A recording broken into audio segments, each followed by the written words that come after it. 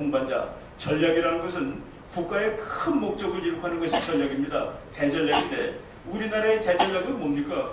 우리나라는 지금보다 국가 안보가 훨씬 더 좋아져야 되고 그리고 지금보다 강한 나라가 되는 것이 우리나라의 대전략입니다. 우리나라가 지금보다 더 강한 나라가 되고 안보 문제가 해결되는 것은 첫 번째가 통일입니다. 우리가 통일하면은 지금 우리가 당장 시급하게 느끼는 안보의 큰 부분이 해결됩니다. 그리고 우리가 이렇게 잘라져가지고 맥을 못 쓰는 나라가 됐는데 통일하면 우리가 큼직한 나라가 되고 지금보다 잘 살 수 있는 나라가 될 수가 있습니다. 그것이 바로 우리의 대전략입니다. 그런데 우리의 그 대전략에 중국은 전략적으로 협력해주고 동반하는 나라입니까? 아니라고 생각합니다. 중국의 목적은 뭡니까? 옆에 큰 나라 생기는 거 절대 반대입니다. 중국은 아마도 북한이 통일하는 것도 반대할 겁니다. 북한이 통일하는 것도 반대합니다. 남한이 통일하는 건 죽어라 반대할 겁니다. 그리고 지금 북한이라는 나라가 찔찔매고 중국에 쩔쩔매는 거 이것이 북한의 중국한테는 더 좋은 일일지 모릅니다. 그래서 중국의 한반도 전략의 첫 번째 목표는 지금과 같은 현상을 계속 유지하는 겁니다. 우리는 통일을 해야 되고 센 나라가 되려면 지금의 현상을 깨는 겁니다. 그러니까 대한민국의 대전략은 이 현상을 깨는 데 있고 중국의 한반도 전략은 이 현상을 유지하는 데 있는데 이 두 나라가 어떻게 전략적 협력 동반자가 될 수 있느냐. 뭐 말로는 좋습니다. 외교관들이 수사로 이 말 자체에 대해서 이런 말 쓰면 안 된다라고 얘기하는 것은 아니지만 우리는 바로 그런 그 생각을 하고서 올바르게 접근해야 된다고 생각합니다. 우리가 이제 저는 중국을 생각하는데 두 가지 잘못을 범했다고 생각합니다. 하나는 중국에 대해서 그러니까 중국도 보통 강대국하고 그러니까 이제 미국 비슷한 그런 나라라고 생각했는데 그렇진 않다는 얘기입니다. 그런데 그것이 강대국들의 중국이 하는 행동이 강대국들의 일반적인 행동에서 아주 틀리는 것은 아닙니다. 강대국들은 다 그렇습니다. 힘센 나라가 옆에 있는 나라 우습게 보는 거 뭐 언제나 다 그랬습니다. 그렇지 않은 나라 없어요. 그런데 다만 중국은 우리하고 바로 옆에 붙어있는 나라로서 우리에 대해서 영토적인 야욕을 가지고 있습니다. 한반도 그 자체를 자기 거라고 착각을 하고 한반도를 다 지배하고 싶은 마음이 있고 그런 의미에서 중국은 미국하고 우리에게 완전히 다른 강대국이라는 그런 얘기입니다.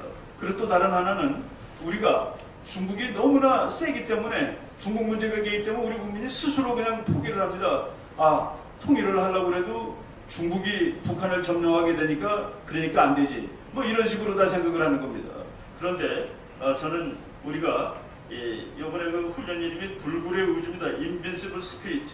불굴의 의지. 우리가 미국이라는 세력을 잘 이용하고 그리고 옛날에 고구려는 중국하고 싸워가지고 수나라를 멸망시켰던 나라입니다.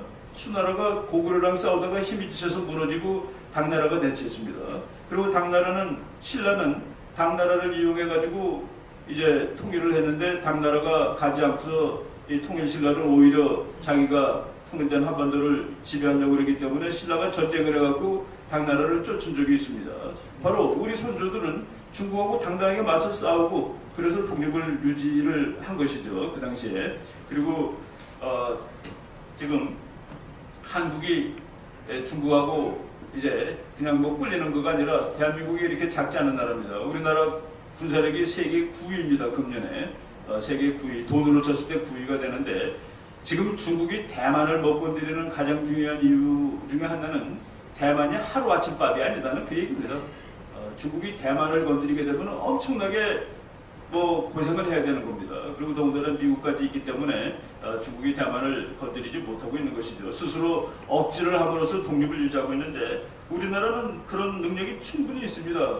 우리 국민들의 마음이 안 그래서 그렇지. 그리고 그동안 지난 10년 동안 그 정부들이 친중국입니다. 친중국 반미하면서 바로 그러다 보니까 중국이 우리에게 대해서 조금 좀 어떤 대국으로서 다른 나라보다 더 이렇게 그런 그 강압적인 그런 태도를 보였을 측면이 있다고 봅니다. 그래서 우리는 이번 그 천안함 사건을 계기로 진짜 우리의 전략적 동반자가 누구냐, 그리고 우리의 전략 목표는 무엇이냐, 그리고 우리는 어떻게 함으로써 국가 안보를 달성할 수 있고 더 잘 사는 만들 수 있느냐 하는데 상당히 그 국민들이 스스로 교훈을 얻고 공부를 많이 한 그런 기회가 된다고 보여집니다. 바로 중국에 대해서 우리가 좀 정확한 사고를 가지고 그리고 중국이 그렇게 하는 것이 뭐 완전히 틀리는 것은 아닙니다. 어떤 미국 학자가 그랬습니다. 중국은 아시아에서 패권국이 되려 할 것이다. 그리고 중국은 세계의 패권국이 되려 할 것이다. 그런데 그것은 중국이 못돼 먹은 나라라서 그런 것이 아니다. 어느 나라든지 세계 참편이 되고 싶어 하는 겁니다. 그리고 세계 1위가 되면은 국가 안보도 해결되고 잘 살게 돼요. 그렇기 때문에 당연히 하는 것이죠. 그런데 그 시카고 대학 교수인 그 미요시마 박사라는 사람은 중국이 강대국이 되려는 것은 그 나라가 합리적으로 정상적으로 생각해서 그렇다. 그런데 미국은 그것을 용납할 수 없다. 왜? 미국한테 해가 되기 때문에. 미국도 올바르게 생각해서, 미국이 뭐 못돼 먹은 나라가 아니라 올바르게 합리적으로 생각해 보니까 중국이 크는 것은 막아야 되겠다. 바로 미국과 중국이 계속 경제적으로 발전을 하게 되면은 궁극적으로 미국과 중국은 갈등을 벌리게 됩니다. 왜? 그 두 나라는 충돌하는 제국이기 때문에 그렇습니다. 그때 우리가 이 가운데서 지정학적으로 중립을 택한다, 이런 거는 국제정치상 거의 불가능한 얘기입니다. 우리는 어느 한편에 서야 됩니다. 어느 한편에 서야 될 때 우리가 어디에 서야 될지에 대해서 거의 답이 나옵니다. 국제정책에서 철칙이 하나 있습니다. 붙어있는 나라는 진짜 동맹이 될 수 없다. 붙어있는 나라는 진짜 친구가 될 수 없다. 그것이 국제정책 철칙입니다. 그래서 우리는 먼데 있는 미국을 지금 친구로 하는 것이죠. 옆에 있는 나라가 무섭기 때문에. 그리고 이제 지금 뭐 아시아의 국제정치를 보면은 일본은 완전히 미국 편으로 붙었습니다.